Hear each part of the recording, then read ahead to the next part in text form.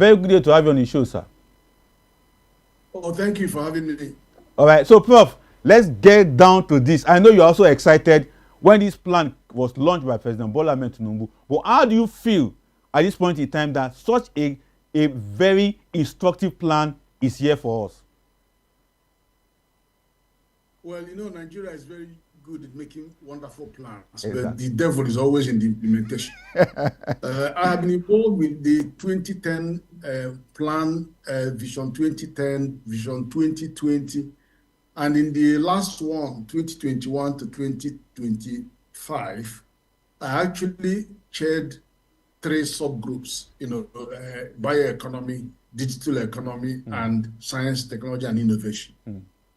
So, there's a remarkable difference this time round. One is it has brought these subnationals at the center stage. So the National Economic Council is driving it with all the governors led by the vice president. It's not the past previously, the federal government drives it and then just goes and shares the outcome with the report with the NEC. But this time they are actually the one on the driving seat. So that's number one. Number two, in terms of approach, they realize that the growth is here, substantial growth. All the macroeconomic parameters are positive and convergent. So in all that respect, we are getting tick. Everybody is saying hooray for Nigeria, but the realization is that jobs are also being lost and poverty reduction is getting deeper. Like poverty levels of poverty are getting deeper. And so the food for thought is that they have to now say, okay, let us address this because that is the weakness in the system. So they titled it Inclusive Growth and Sustainable Development. So that is a very appropriate title. But why is it that we're having this kind of disconnect between growth and poverty reduction and then unemployment? The reason is that our economy is import dependent. That's number one. Secondly, macroeconomic parameters and stability are taken for granted. So they are necessary, but they are not sufficient to promote growth, sustainable growth. So that is where the disconnect is. So we kept on now saying that we have to have radically new approach. And the dimensions of this approach are one. You notice that the government set up regional development agencies. So every group now have their own regional development agencies. So they're pushing it down to them to work more closely with the governments. Number two, the government is interested in developing what they call corridor development or spatial strategy.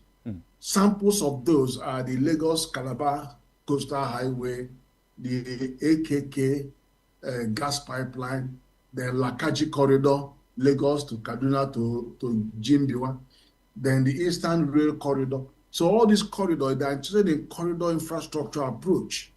So they are pushing that.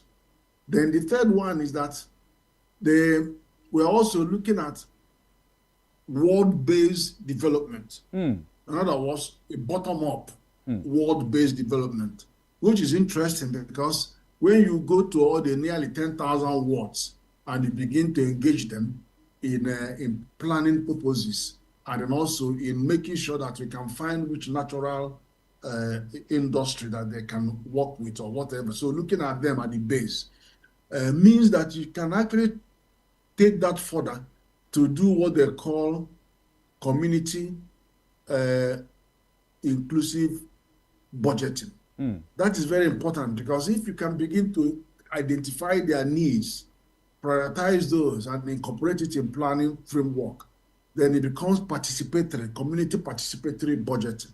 So we can talk a bit more about that. Then there are other areas that were raised.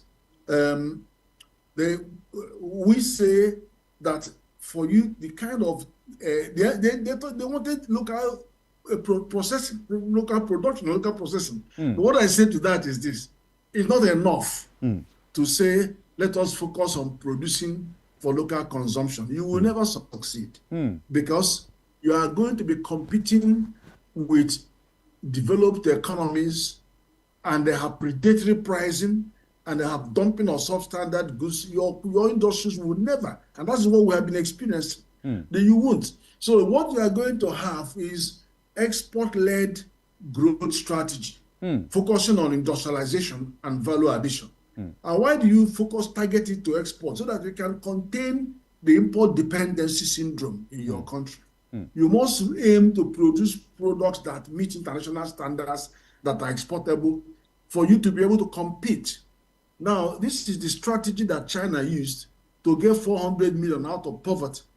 That's what India used to get 200 million out of poverty. And that's what Malaysia, Indonesia, all these Asian tiger economies, South Korea used to get over 200 million out of poverty. So that is the strategy we have to engage. But there are a lot of things that will come into that equation. One is that you need to have statewide export-free zone or special economic zone, because every state should have where they can go and produce something that could be eligible for export, not to go from one state to another state. And if states are doing their investment promotion abroad, wherever, they should bring their clients or their partners to their state and go to an SEZ to produce whatever it is. And if somebody brings a contract, they can bring it to Nigeria, do it in that zone, and re-export it. So that is very important. Then federal government and state governments can collaborate to build between 5 to 10 megawatts of power in that state. So you are devolving. And also, don't forget that the federal government has also removed electricity from the exclusive list and allowing state government to get involved. So drive this to the logical conclusion. The other things, for example, ease of doing business. In some states are saying, look, in our region, let us have a common market. Now, you cannot have a common market without having a common investment market, without having a collective action that tries to unite, to streamline your approach to ease of doing business.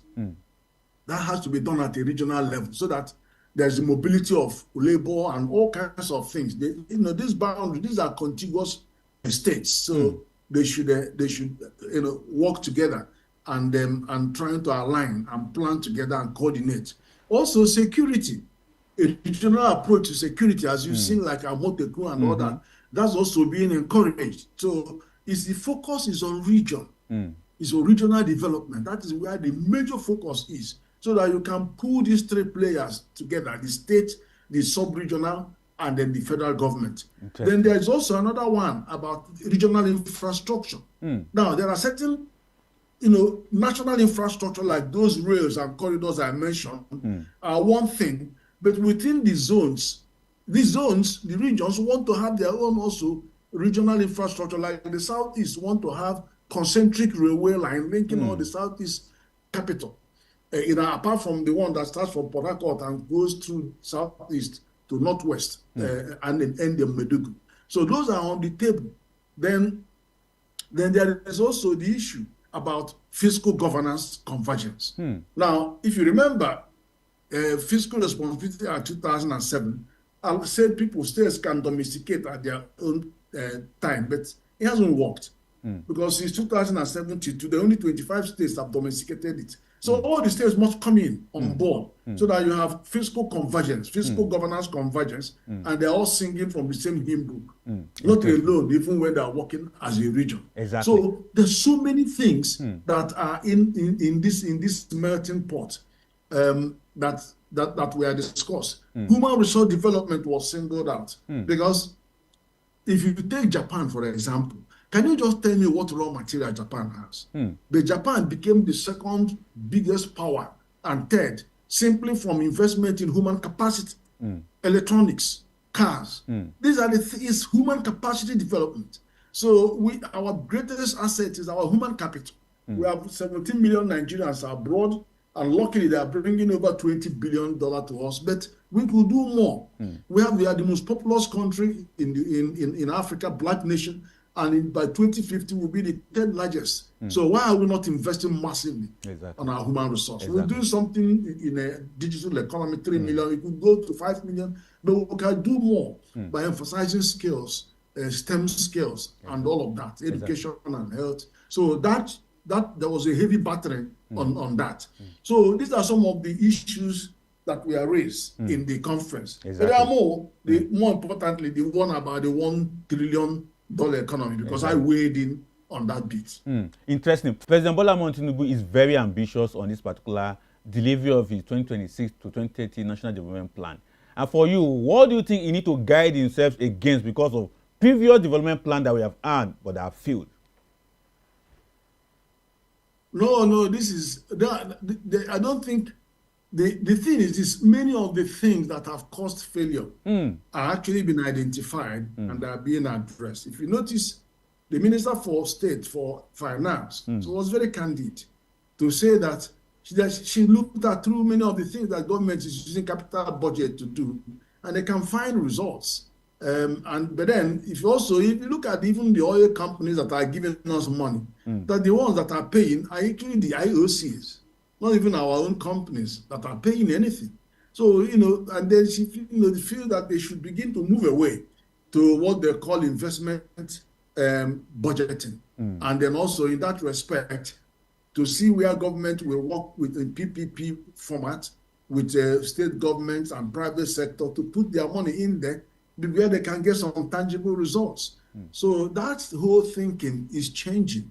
And then you remember that when we set up a Ministry of Finance Incorporated in 2023, our target was to disabuse the government borrowing, which is very heavy on debt financing, and to see how we can shift the dynamics to asset-based financing and generate liquidity from our dormant assets. And as you know, over 43 trillion naira is locked down in dormant assets in Nigeria, and they are in thousands.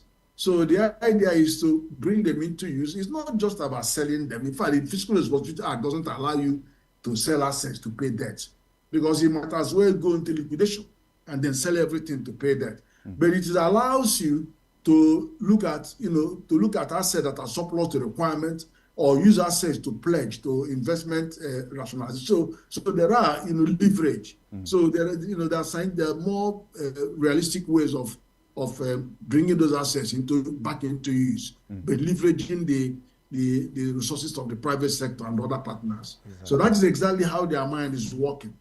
But I have to tell you this, that when I look at the issue of whether Nigeria would be able to get to $1 trillion economy by 2030, nothing is impossible.